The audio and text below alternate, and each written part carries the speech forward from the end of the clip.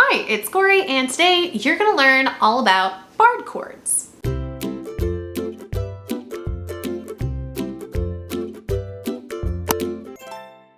So the first thing you might be asking yourself is, what is a barred chord? Well, basically it is a chord that you're playing like any other chord, but rather than putting your fingers, typically when we think of a chord, we think, oh, like for a C major chord, you're gonna take your third finger, place it on the first string, third fret, there's your C major. But with barred chords, you are actually using one finger to press down on more than one string. So a good example of a barred chord would be like a C minor, for instance. For a C minor chord, what you're gonna do is take your first finger and then on the third fret, you're going to squeeze or bar down on strings 1, 2, and 3. So that looks like this. And then you strum. Now, a lot of times what I see, and certainly when I first started playing barred chords, I was not sounding the strings properly. So rather than it being really clear, it would sound something like this. So if any of you have ever heard that before, it's probably just because you're not giving enough pressure and not pushing it down on the fretboard enough. Because basically what you're trying to do is the same thing as you would do with any other chord and making sure the string's being pushed down enough because you're trying to change that length of string in order to increase or make higher the pitch of that string. You're doing that now with 3 different strings, not just one. So what we're gonna look at first are the 4, in my opinion, most common barred chords that you're gonna see with ukulele. And then I'm gonna give you some tips and tricks to make your barred chords sound even better. So the first barred chord that we're gonna look at is that C minor. So like I said before, you're taking your first finger and then on that third fret, you're pressing down on the first string, second, and third string. Now, while I'm doing this, you really wanna make sure your thumb is really active here. It's not gonna work if you're just like casually putting it down. Or I guess it kind of does, but that clearly sounds a lot better. And notice too, and that's definitely one of the tips, you can move your thumb.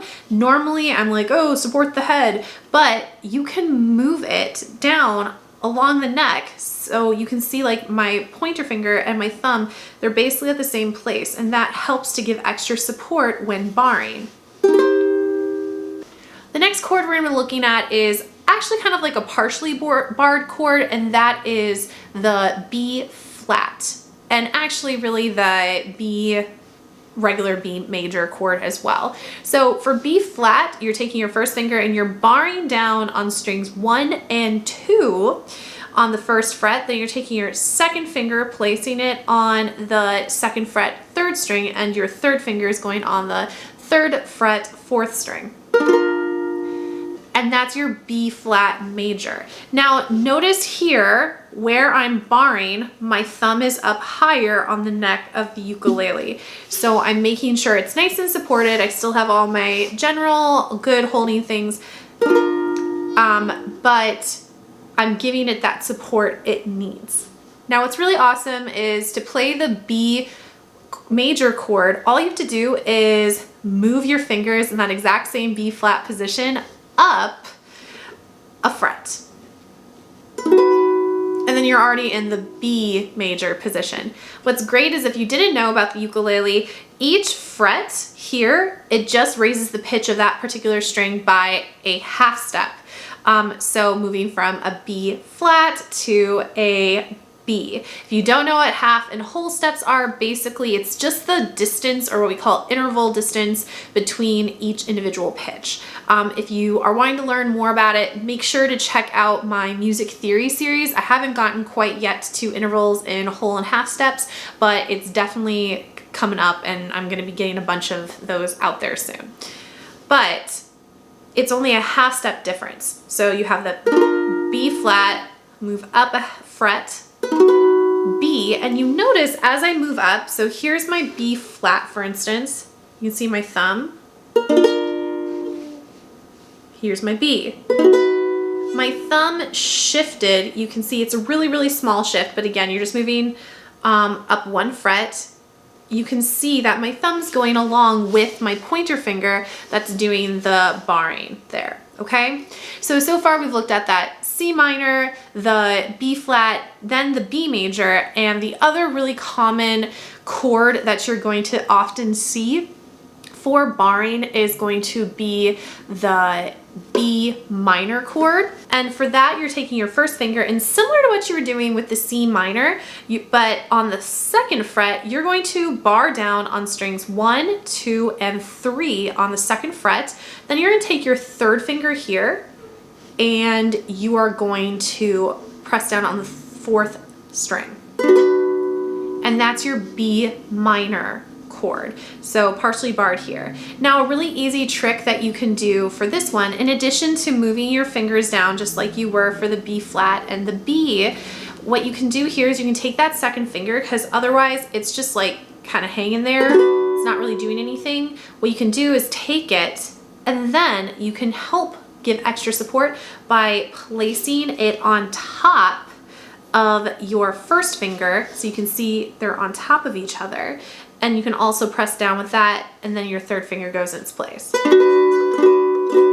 And it gives it the extra support that it needs to make sure that all the strings are as close to the fretboard as possible.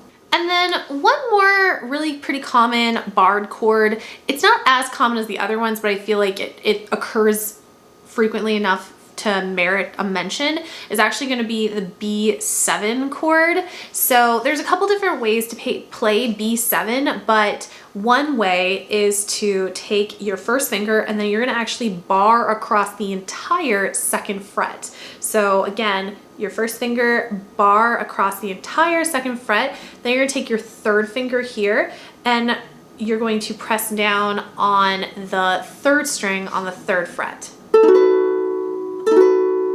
And that's a B7 chord. Now, similar to what you were doing with the B minor chord, you can take that 2nd finger and place it over the 1st finger for B7.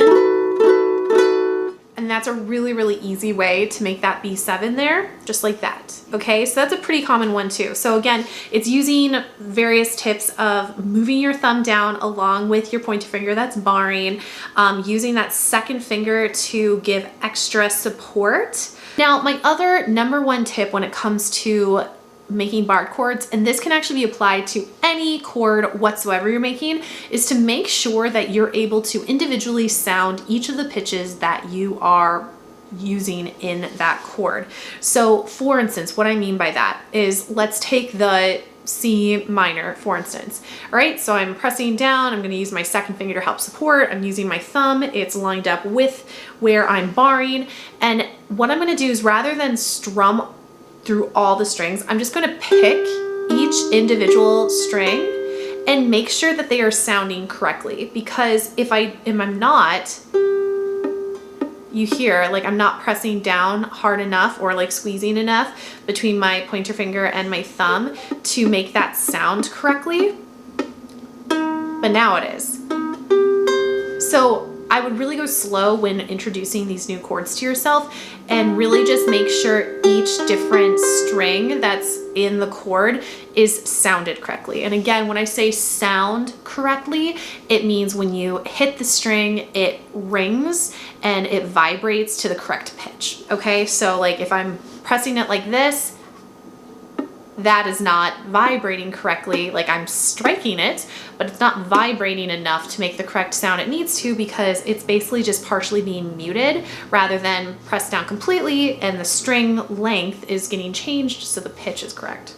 Okay, so again, kind of in review, use your 2nd finger here to place over your 1st to give that extra support, making sure that you are getting the strings as close to the fretboard as possible, because that's what's going to actually change the different length of the string to make the different pitches you want in the chord. Make sure your thumb is lining up with the finger that you're using to bar on the neck. So again, your thumb can move along the neck in order to support it the way it needs to. okay? So making sure you're following it down. Like, don't keep it up here if it's not serving you any benefit, okay? And then finally, isolating the individual strings or individual pitches that are being used in that particular chord and making sure that they are sounding correctly before like taking that chord and putting it into a song. You really want to make sure you can play all the chords